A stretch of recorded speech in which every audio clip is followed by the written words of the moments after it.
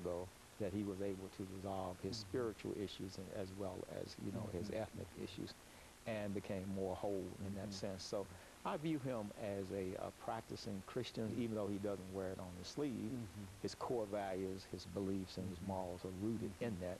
And of course, I think there is some Islamic influence there, in light of the fact that he spent the formative years of his life in an Islamic environment. You can sort of see that in his character, but he's more closer to a relationship with Christ than with an institutional church. Christ, as he preached to his apostles, you know, when he was on the planet, you know, is that type of Christian. And so in the great debate, you see him within the framework of being a Christian, right, as you've indicated, and primarily because of choice, in a real sense. He wasn't. He said in his autobiography, and also The Audacity of Hope, which is more or less his philosophical treatise, he said in both his cases that he was not emotionally converted, that it was a choice that he made based on a rational decision. Now, as we come to the great debate with regards to religion and trying to put them in a context, in our community there are three religions that are pretty much dominant.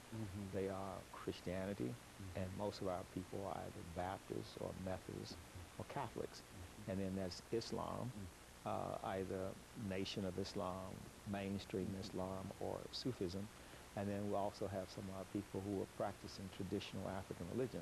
So within the context of traditional African religion, Islam and Christianity, he chose Christianity as his worldview, but not just mainstream Christianity, but the Christianity that comes out of the African American church.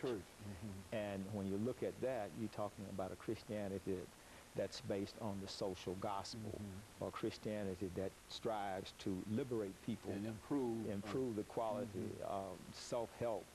You know, because when you take Christianity back to the days of slavery, you had abolitionists who were Christian, you know, like Nat Turner and Frederick Douglass. They came out of the Christian, you know, background. Mainly, you know, the Baptists and the Methodists, these were the two groups that presented Christianity to African Americans. And so these are the two pillars so far. You talked about race and religion that sort of supports Mr. Obama, President Obama. Right, and you know, religion is playing such a dominant role in the body of politics today, because when you look at the conservatives, especially the right, you have the Christian right and you have the Republican conservative.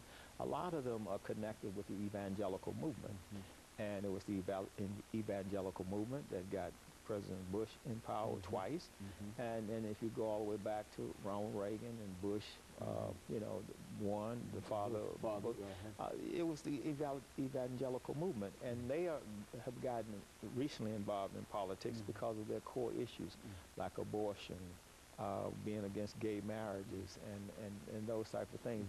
So their pet issues are being presented by these politicians, and they're concerned about who's going to be on the Supreme Court, and they want to know what that candidate's position is on abortion, you know.